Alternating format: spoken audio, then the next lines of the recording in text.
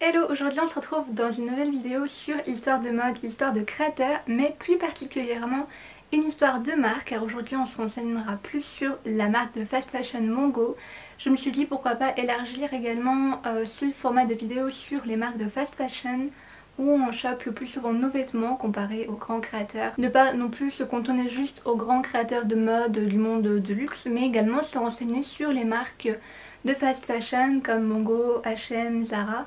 Donc on est peut-être peu l'histoire par rapport aux autres. Donc je me suis dit que ça serait pas mal intéressant d'aborder ce genre de vidéo sur ma chaîne. Peut-être refaire une marque de luxe puis une marque de fast fashion. Enfin après je sais pas si je vais tenir le rythme de faire un switch entre les deux, mais d'englober les deux. Donc n'hésitez pas à me dire si ce format vous plaît en commentaire, également à liker la vidéo et la partager. Et si vous n'êtes toujours pas abonné, que vous êtes nouveau, n'hésitez pas à rejoindre la petite communauté qui ne cesse de grandir grâce à vous. Mongo est une marque espagnole fondée par deux frères d'origine turque en 1984, Isaac et Enaman Indik. Donc c'est une marque qui s'est implantée depuis quelques années dans le monde entier et notamment en France où il y a plus d'une centaine de magasins et également la grande rivale de la maison espagnole Zara. Donc lorsque les deux frères arrivent en Espagne, ils sont seulement adolescents et par la suite, après leurs études, ils se lancent dans l'import-export du textile et en 84 ils lancent Mongo. Donc cette fameuse enseigne qu'on connaît tous aujourd'hui sur le Paseo de Gracia, si je le prononce bien. Là où était ouverte la toute première boutique Mongo. L'histoire du nom est tout simplement venue du fruit exotique la mangue dont Isaac a mangé lors d'un voyage aux Philippines. Pour lui c'est le fruit qui lui a donné un souvenir comme un petit peu une Madeleine de Proust. Donc référence à ce fruit très doux dont la saveur reste en bouche après avoir pris même une seule bouchée. Donc des années 90, la marque est en plein essor et vise même donc l'export international.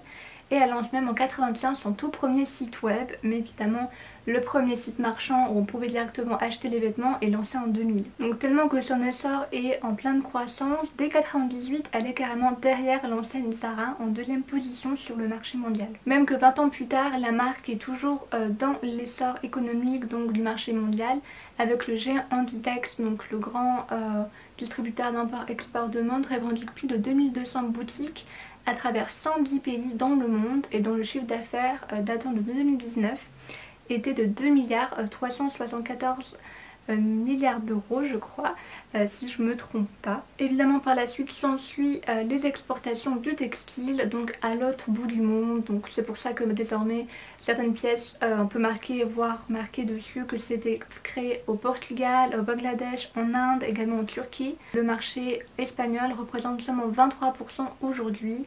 Donc il y a vraiment très peu de productions qui proviennent du pays d'origine de la marque. Évidemment tout ça c'est l'engouement de la fast fashion parce que l'exportation, les pays où sont fabriqués le textile coûte beaucoup moins cher à la main d'œuvre. Mais tout ce qui est design est créé dans le hangar, c'est le nom du local où sont produits les différentes créations, les différentes collections de la marque. Et vous allez me dire mais comment ça se fait que Mongo a pu avoir un essor économique aussi rapide et qui est toujours resté dans l'air du temps? C'est tout simplement en proposant des collections à des bas prix copiant les grandes maisons de luxe. Vous allez me dire mais c'est pas ce que tous les magasins de fast fashion font. Mais ça je vous dirai un petit peu plus dans une autre vidéo donc basée sur la fast fashion. Mais évidemment Mongo savent très bien se faire repérer, de toujours faire aimer leur nouvelle collection à leur clientèle en élaborant des collections très récentes par rapport aux tendances actuelles qui plaisent toujours à leurs acheteurs. Donc avec cet aspect stylistique qui est leur business model qui attire leur clientèle. Donc comme je vous ai dit juste avant, le siège social de la marque se nomme le hangar et il y a plus de 20 000 pièces qui sont confectionnées chaque année par les différents stylistes et créateurs au sein du groupe. Donc avec énormément de micro-tendances qu'on voit passer sur les réseaux sociaux jusqu'à aller à une surproduction pour ne pas freiner la demande.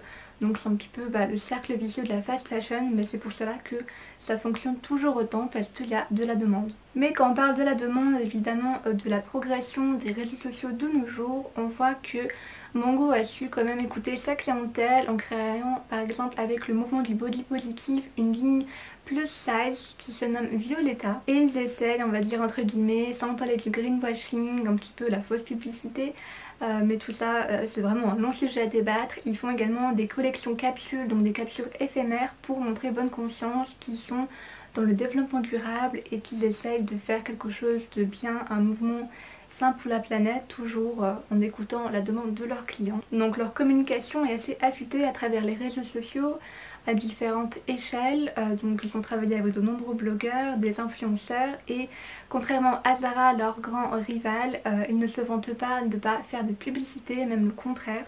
Puisque soi-disant Zara, ils disent qu'ils font très peu de publicité et qu'ils vendent quand même toujours autant.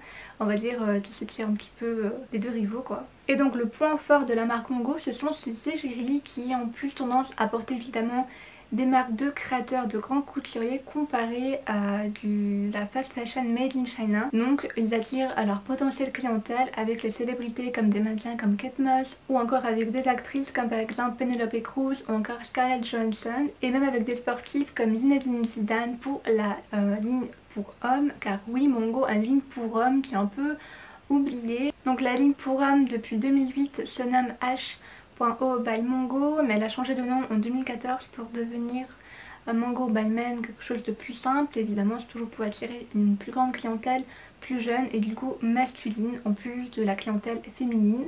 Et ils ont également créé une gamme pour enfants récemment. Au niveau de la clientèle, donc comme je vous dis précédemment, ils sont assez proches, on va dire, au niveau du digital. Car avec le hashtag MongoGirl sur les réseaux sociaux, ils ont pu faire des collaborations avec des influenceuses, également élargir donc leur clientèle et épater un peu plus de clients.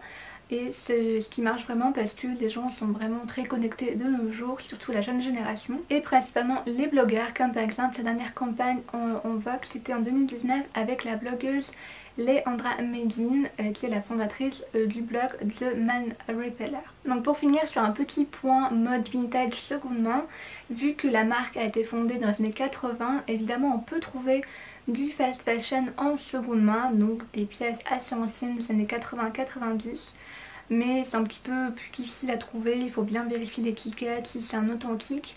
Mais on peut parfois trouver des bonnes affaires, donc n'hésitez pas à chercher sur Vinted, Le Bon Coin, sur eBay également. Peu de gens y vont dessus, peut-être depuis pas mal de années c'est un petit peu moins en vogue. Mais on peut trouver pas mal de pièces à des prix plus qu'abordables. Après il faut vraiment bien vérifier si c'est du vrai, il y a beaucoup de dropshipping.